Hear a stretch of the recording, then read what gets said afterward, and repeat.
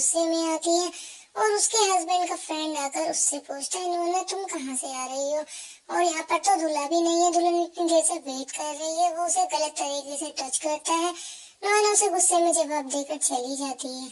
मीर आकर उसे सुनाता है, उसने कहा ना कि कोई बात नहीं है, अभी कोई जरूरत नहीं है, तुम्हें समझ में नहीं आता। दूसरी तरफ मीर भी आकर गुस्से में बैठ जाता है और नोएना मिताली को पकड़ कर कहती है, मिताली अब तुम्हारी शादी नहीं होगी। मिताली इतना सुनकर एकदम से टेंशन में आ जाती है और पागलों की तरह बिहेव करने लगती है। वो कहती है, मेरी शादी नहीं होगी मतलब मासी आपने कहा था मेरी तो शादी होगी। अंगद कहाँ है?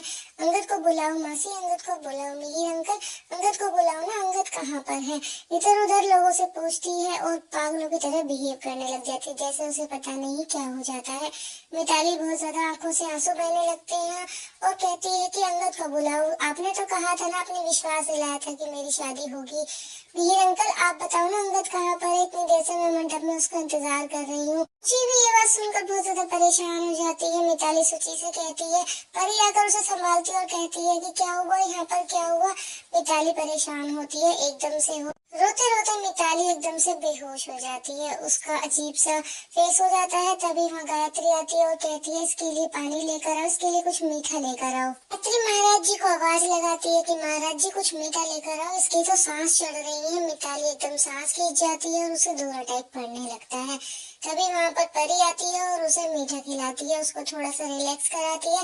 नोएना उसकी हालत को वो देखकर बहुत ज्यादा रोने लग जाती है, क्योंकि उससे उसकी हालत देखी नहीं जाती। मिताली जिस तरीके से बिहेव करती है, आस पड़ोस वाले रिश्तेदार बोलते हैं कि ये क्या हुआ, दूल्हा ही शादी में नहीं आया। और जिस मंडप में दुल्हन की शादी न हो और मंडप तक दुल्हन पहुंच जाए, वो तो बहुत बड़ा ही अपशगुन होता है। अब पता नहीं इस लड़की का क्या ही हो। दूसरी तरफ नोएना मिताली को संभालने की कोशिश करती। एक और रिश्तेदार आकर नोएना से कहते हैं कि ये तो तेरी तरह ही अभागे निकली, जैसे तू भी जिंदगी में अकेली रही है, अब तो ये भी अकेली रहेगी। नोएना उसे कहती है कि आपको ये समय सही लग रहा है कि ये सब बातें कौन बोलने का?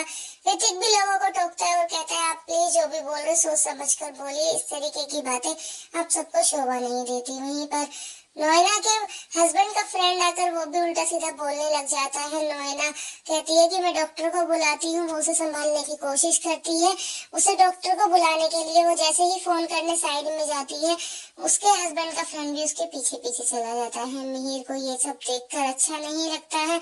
मिहिर भी ये सब नोटिस कर रहा होता है। वो नोएना से किस तरीके की बातें करता है। वो नोएना से कहता है कि देखा ना, एक अकेली औरत कुछ नहीं कर पाती है, यहाँ तुम अपनी बहन की बेटी को लेकर आए कि उसकी शादी कराने के लिए, और उल्टा उसी की शादी टूट गई, दूल्हा भाग गया मंडप से। नोएना उसे शांत रहने के लिए कहती है कि आपको शर्म नहीं आती, आप इस समय पर ऐसी बातें कर रहे हैं। वो मिहिर नोएना के पास आता है और उसकी बेइज्जती करने लग जाता है। उससे कहता है कि तुम्हें क्या लगता है कि इनके साथ कोई नहीं है? मैं हूँ, खड़ा हूँ इनके साथ, हर वक्त हर पल इन लोगों के साथ खड़ा हूँ। उसे वहां से भेज देता है। मिहिर नोएना दोनों बातें कर रहे होते, इतने में ही मिताली को होश आ जाता है। मिताली को होश आता ही मिताली कहती है, अब क्या होगा मासी? नोएना कहती है, चलो घर चलते हैं। मिताली रोती रहती है और नोएना और मिताली जब उसे लेकर जा रहे होते हैं, तभी वहां आती है अंगद की एंट्री। गायत्री ये सब देखकर शौक हो जाती है। अंगद किसी और के साथ शादी करके आया हुआ होता है। पूरा परिवार शौक हो जाता है। जब मिहिर उसे देखता है, वो भी शौक हो जाता है कि इसकी हिम्मत कैसे हुई घर के अंदर आने की। जैसे ही अंगद और गंगा घर के अंदर कदम रखते हैं, मिहिर उसे वहीं पर रोक देता है और कहता है, वहीं रुक जा, एक भी कदम अगर आगे निकाला तो वहीं रुक जा, उससे आगे आने की कोई जरूरत नहीं है। मिहिर वहीं पर जाता है और कहता है कि तेरी हिम्मत कैसे हुई यहाँ पर आने की, और वो भी इसे लेकर। अंगद कहता है कि पापा मुझे माफ कर दीजिए। वहीं पर मिताली पूछती है कि अंगद तुमने ऐसा क्यों किया? मिहिर उसे वहीं रोक देता है कि तुम अभी बात मत करो, अभी मैं बात करूंगा। अंगद कहता है, पापा मैं जानता हूँ आप मुझसे नाराज हो बहुत ज्यादा, लेकिन आपने कहा था ना, आपने भी तो अपने प्यार से शादी की थी, मैंने भी अपने प्यार से शादी की। मिहिर कहता है कि मैं तुझे गलती करी अपने बारे में बताकर, और तू अब मेरे नक्शे कदमों पे चले, जो मैंने कहा था वही तू करेगा क्या? तू इतना बड़ा हो गया है कि मैं तुझे अपने बारे में बताकर गलती करी, आज तूने वही सिला दिया है। तू अपनी माँ के जैसा है, तेरी माँ ने तुझे अपने जैसा ही बना दिया, सारी गलती तेरी माँ की है। तभी अंगद कहता है कि माँ की कोई गलती नहीं है। मिहिर कहता है, नहीं तेरी माँ की गलती नहीं, तेरी गलती नहीं, गलती तो मेरी है कि सारी गलती मेरी है कि मैंने तुझे अपने बारे में बताया और तुझे इतनी छूट दी कि तू इतना हद तक चला गया। शोभा उसे रोकने की कोशिश करती है। वृंदा कहती है कि अंकल मैंने कोई साजिश नहीं की, क्योंकि मिहिर उस पर इल्जाम लगाता है इसका परिवार एकदम नंबर का लालची है और साजिशों के तहत तुझे फंसाया गया है। एक लड़की जो मंडप में बैठी है पूरी जिंदगी बर्बाद हो गई और एक लड़की ने चालाकी से सब कुछ हड़प लिया। इतना बोलते ही वृंदा कहती है मैंने कोई चालाकी नहीं की अंकल। तभी मिहिर उसे चुप कराता और कहता है एकदम चुप, तुम तो बोलो ही मत, तुम पहली बार यहाँ आई हो, तुम्हें शगुन देना तो बनता है। मिहिर जाता है और एक ब्लैंक चेक निकाल कर लेके आता है और उससे कहता है कि लो तुम्हारी यही औकात है, तुम्हारी माँ लालची, तुम्हारा पूरा परिवार लालची, मैं तुम्हें बहुत अच्छे से रग रग से वाकिफ हो तुम्हारे पूरे परिवार के, तुम इसमें जितनी अमाउंट भरना चाहो भर सकती हो, तुम्हारी जितनी औकात हो उतने पैसे इसमें भरते रहो। मिहिर वृंदा की बेइज्जती करता है कि ये एक नंबर की चोर है, लालची है। तभी अंगद कहता है कि पापा आप इसकी ऐसे बेइज्जती मत कीजिए, इसके बारे में ऐसे मत बोलिए, वृंदा ऐसी नहीं है। ये कहता है ओ अब तू मेरे से बात करेगा, अब यही रह गया था तू मुझसे इस तरीके से बात करेगा। अंगद कहता है कि अब ये मेरी पत्नी है, आप अपनी बहू के बारे में ऐसे नहीं बोल सकते हैं। मिहिर कहता है कि मेरा ऐसे टुच्चे लोगों से कोई रिश्ता नहीं है।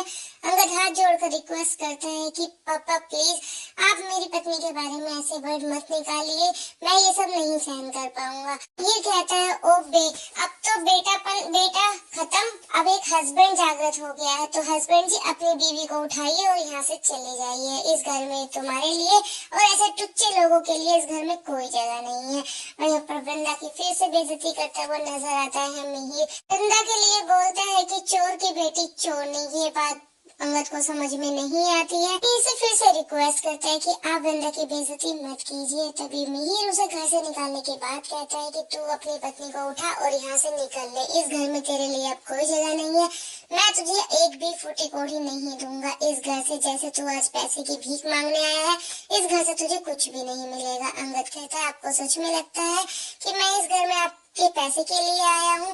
तभी वहाँ पर कहता है कि मैं आप ही का बेटा हूँ पापा।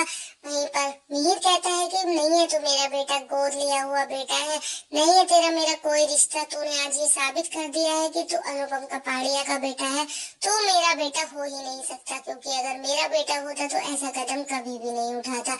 ये बात सुनकर अंगद के पैरों तले जमीन खिसक जाती है। सब लोग उसे समझाने की कोशिश करते हैं मिहिर को, लेकिन वो किसी की नहीं सुनता है।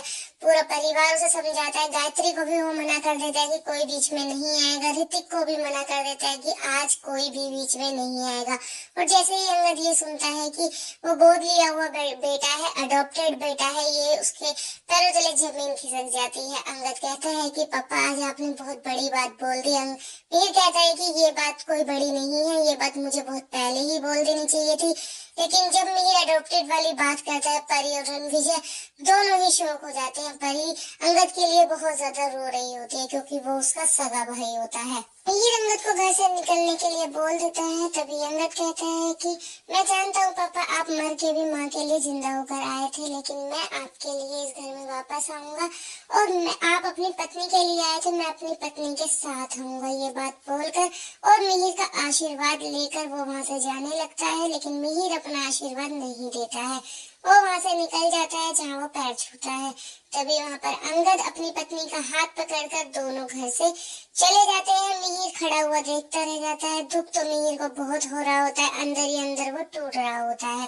तभी वहाँ से नोएला, मिताली और सुची भी चले जाते हैं। शोभा मिहिर को समझाने की बहुत कोशिश करती है, रोकर हाथ जोड़कर माफी भी मांगते कहती है पापा आप प्लीज अंगद को माफ कर दीजिए, लेकिन मिहिर उसकी एक बात नहीं सुनता है और मना कर देता है कि मुझे अकेला छोड़ दे थोड़ी देर के लिए। मिहिर घर से बाहर निकल जाता है गुस्से में और जाकर एक कार में बैठ जाता है। दूसरी तरफ तुलसी घर जाने की जिद करती है। हेमंत उसे रोकता है कि भाभी आप घर जाकर अभी क्या करोगे, अभी मिहिर भैया बहुत ज्यादा गुस्से में है। तुलसी को पता चलता है कि उन्होंने अंगद को घर से बाहर निकाल दिया। तुलसी एकदम पागल हो जाती है, कहती है कि मिहिर ऐसे कैसे कर सकता है, मिहिर सबसे ज्यादा टूट गया होगा जो बाप अपने बेटे को घर से बाहर निकाल दे। मिहिर कितना टूटा होगा अंदर ही अंदर, वो भाई जो अपने बेटे से जान से ज्यादा प्यार करता है उसने उसी को घर से बाहर निकाल दिया। मैं मिहिर को समझाऊंगी, वो समझ जाएंगी। कहता है कि भैया अभी कुछ नहीं समझेंगे। तुलसी कहती है मैं उनके आगे गिड़गिड़ाऊंगी, वो समझ जाएंगे। दूसरी तरफ मिहिर कार में बैठ के चारों तरफ से एक दारू की बोतल निकालता है और उसे मिल भी जाती है। वो उसे देखकर सारी बातें याद कर रहा होता है कि उसकी जिंदगी में क्या क्या हुआ होता है, अंगद ने किस तरीके से उसको धोखा दिया होता है, मिताली के बारे में सोचता है। बंदा